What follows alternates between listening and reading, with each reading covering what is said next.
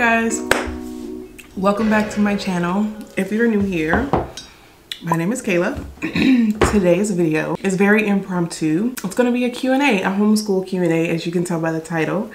Last night I was texting a good friend of mine. Her name is Kmiya. She actually has a YouTube channel. I will leave her beautiful picture here, as well as her channel link down below.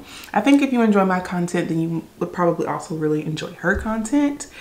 But she's interested in homeschooling her young children, and she has asked me like a series of questions, and I thought if Kmiya had these questions, then there are probably other people out there who are thinking about homeschooling their kids who would have the same questions. So I decided to do a Q&A for today's video with these questions in hopes that not only will it help Kmiya, but that it will also help someone else out there who may have similar or the same exact questions. Kmiya, if you're watching, thank you so much for this video idea. You've inspired me. The boys are currently at basketball practice, so I'm going to try and film this before they get home. I want to be thorough with these questions, but if it feels like I'm rushing, it probably is because I am. Oh my God. The cookie syrup that I put in this is so good. Found it on Amazon. I will leave a link down below. If you like your coffee sweet, but you still want to like taste your coffee, please try it. Okay, let's get into the questions because I don't want today's video to be super long. Her first question was, what was the most intimidating thing for you when you started homeschooling? I think the most intimidating thing for me when I first started homeschooling was just deciding to do it and following through with it. I kept telling my husband, like, I think I really want to homeschool our boys. My husband would support me if I said I wanted to do absolutely anything. But I was telling him I really feel in my spirit, like the Holy Spirit is really guiding me, leading me to homeschooling our boys. Homeschooling was never a thought in my mind. Prior to kids, I never thought I would homeschool. Even when I had my kids, I never thought homeschooling is something that I want to do. It literally just fell into my spirit that I needed to homeschool my boys. And that thought scared me. I don't know the first thing about homeschooling. Why is this now a desire? But once I committed, once I said, okay, this is what I'm going to do, I was just like, okay, we'll figure it out. I'll figure it out. Like finding the curriculum was just research. Literally the world is in your hand. You can find anything that you want to find. You can learn anything that you want to learn. I did that thing where I was like, okay, let me talk to my mom about it. Let me ask my best friend about this. I think I'm gonna do this. What are your thoughts, you know? And I have to be honest with you. In the very beginning when I brought up homeschool, no one was, besides my husband, no one was like, yeah, girl, do it. Absolutely. I think you would be amazing at that. Everyone was kind of like trying to give me alternatives to homeschool. And that's not to say that they didn't necessarily support me. I think they were just as confused about it as I was, because I didn't know anyone personally in my life who had homeschooled before. It's also not something that's really big in the Black community, but I think in the beginning it was such a foreign concept, a foreign idea. So I'm looking for confirmation in all the other areas besides the area I needed to look for it, trying to see if someone could talk me out of it. So yeah, the hardest part for me was obeying and committing to homeschooling my kids. That was a really long-winded answer. I promise I'm gonna try to keep the other answers shorter. Second question, how long do you plan on homeschooling? Honestly, I'm taking it year by year. If you are not like a spiritual or religious person, I understand that this can seem just a little odd to you, but I can only speak to my journey and how things are working for me and my family. As far as homeschooling long-term, I don't know the answer to that. If the Spirit leads me to put our boys in a private school next year, I will put my boys in a private school next year. I'm not committed to the process of homeschooling. I'm committed to being obedient. And I really hope that that makes sense. The next question, what was the transition like for the boys going from school building to school at home? So I didn't have a transition. My boys never went to a school building. I love the fact that she said school building and not real school. I hate that term because it makes it seem like homeschool is fake. They never went to a school building. They actually never even went to daycare. I tried an at-home daycare literally for one day. Story time. My boys were probably like 1 and under 1. They're 11 months apart. They're very close together. So I had 2 babies pretty much. And I was commuting to work. I had an hour commute to work and an hour commute back. And obviously my husband was working. So we came to the point where it was like, okay, we have to figure out what are we going to do with the boys. Try a home daycare because I feel like I would feel more comfortable with that setup. I found a home daycare that I thought I would be comfortable with. The morning comes, I take the boys to the home daycare. It's dark outside because I have to commute very early in the morning. And I get there and I'm just like a nervous wreck. And I chalk it up to anxiety, me being a first-time mom to these 2 young boys and dropping them off for someone else to look after. It's pitch black when she opens the door, and that already makes me feel like uncomfortable because you don't look up and ready and prepared for the day, right? So I give her the boys, I get in my car and I sit in her driveway for a little bit. So I call my husband and I'm like, babe, I just don't feel comfortable leaving the boys there. Thinking that he's going to talk me down, thinking that this is just like the first day of school blues, you know, like the jitters, thinking he's going to say, babe, it's fine. We've talked to these people, we know these people, it's going to be fine. Just go to work, everything will be okay. He says, if you don't feel comfortable leaving our boys there, then don't leave our boys there. Trust your instinct. Say less. Go back to the door and I just turn it off. I just open it because I literally hadn't even been down the street. So I turn the door, open the door, and the door just opens. It's unlocked. So I'm assuming that maybe she's in there, you know. The room is still pitch black. And there are cots and like playpens because there are other children there. But they're all sleeping because it's very early in the morning. But there's no adult in sight. No adult in sight. And the front door was open. I could literally just walk into this woman's house. And I said, absolutely not. I pick up my kids. I have them in my arms while they're bundled up. Got their bag on my shoulder. And I leave. I lock the door behind me. And I leave. I had to call out of work. We went back home. And I realized then and there that going to work and leaving my kids in the care of someone who was not my mother was never going to work for me. All that story time to say that my kids never went to school, to a school building. So there was no transition for them. My ask was, how has homeschooling affected my work-life balance? And I think my husband just pulled up with the boys. So let's try to wrap this up. We don't have too many questions more. Hopefully they'll be quiet for me. So how has working affected my work-life balance? A lot of you have watched the video where I announced like, I'm quitting my job to become a stay-at-home mom. And I did quit my job to become a stay-at-home mom. And I quit, I think, for 2 months. And then I realized that there are certain things that I like to do, like my nails, my hair, homeschooling my children in the way that I want to homeschool my children. That means going on field trips, going on trips in general, traveling, certain curriculums that I want to use, days out of the house where we're just out and about and using that in a way that is educational, going to the movies for like a field trip, things like that that require funding, right? It requires money, currency. So after about 2 months, I realized like, okay, I want to do these things and these things require money.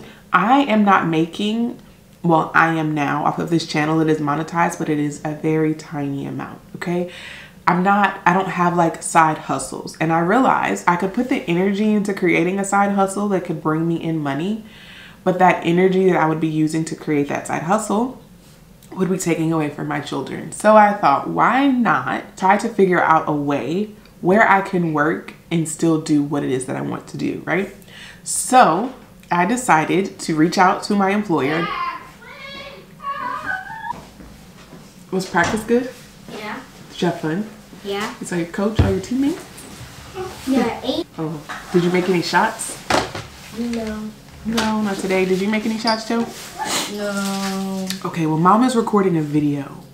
Okay, so let's try to wrap this up because they don't want to be quiet. It's Saturday. Okay, so I reached out to my employer and I said, hey, these are the things that I want. Can we make this work mutually? Is this something that you would be willing to accept if I return? And they said yes. So I said, okay, we can make this work then. So I wake up extremely early. I work 5 hours, Monday through Friday. After those 5 hours, 3 of those hours, my kids are sleeping. After those 5 hours, then I have the rest of the day to do what it is that I need to do.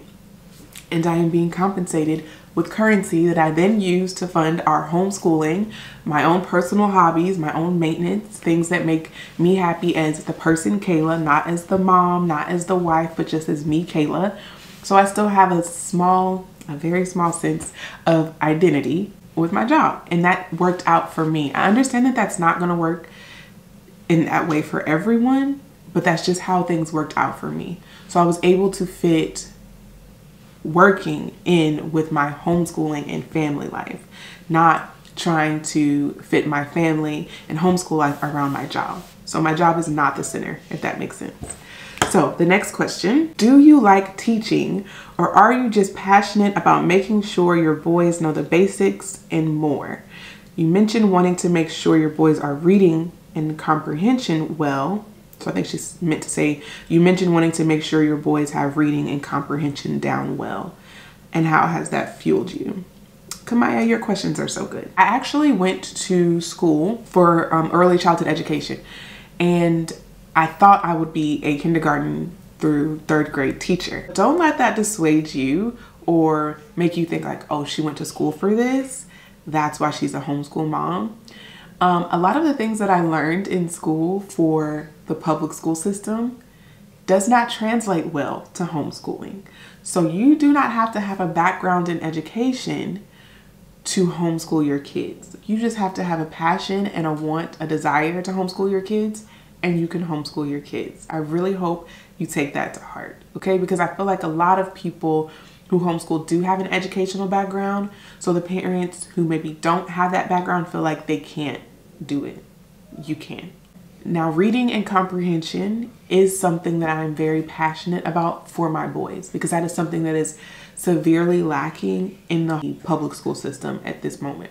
I knew I wanted to make sure my boys had a very basic foundation for math, but also reading and comprehension. If you can read and comprehend, you can teach yourself just about anything. My boys being my first students has made me realize, or made me reconsider, my path in the education field. If I were to send my children to a private school, would I decide to continue in a career path in education? I don't know. I'm still thinking about that. I love teaching my boys, but I understand that entering a school system would mean having to do things their way. And I think I really enjoy our process because I'm doing things catered to their way. Like, I'm able to cater things and lessons to how they learn best. We can take our time or go as fast as they need me to, which you cannot do in a regular school system. Also, it's basically one-on-one. I teach my kids one-on-one, so I'm very honed in on when they're progressing or when they need more work on something, versus being in a classroom where you have 30 plus students, where you cannot micromanage and control every little thing that each kid is doing. More so, the process of homeschooling my boys and being able to make sure that they are understanding and comprehending things well, that's what fuels me for homeschooling, not necessarily my love for teaching on a bigger scale. I really hope that made sense. She has one more question. What are your pros and cons for homeschooling? Let me start with the cons, because I honestly really need to think about them. The cons would be all very personal things. Like, there are days where you just don't feel like it. There are days where you don't feel like it. And some days we don't. Some days when I just don't feel like it, we don't. And we'll go to the library, we'll go to the park, we'll go to the movie theater, we'll take a trip a day out of the house where we're just not. And some days I have to push through because obviously I'm responsible for them learning. So there are some days where I just don't feel like it and I have to do it anyway. That's probably the only con. Like I said, I have a very supportive community. My family and my friends are very supportive of our decision now. So I don't have like negative outside comments about homeschooling at all. If anything, everyone's very encouraging about it. The pros sounds so corny, but being able to spend time with my boys and watch them develop and grow, watch them from a moment where they maybe could not do something and then watch them progress and get better. Watching them read, watching them learn to read has become probably the most magical thing that I've ever experienced. Just being able to watch them progress and learn is definitely a pro, and to know that I had a hand in that. That I can say I taught my babies how to read. That's a pro for sure. Another pro, the ability to go. We're not tied down to a school schedule. We don't have to take breaks or like vacation time. When the school tells us that we can take them, we can just go. The unique field trips that we get to go on.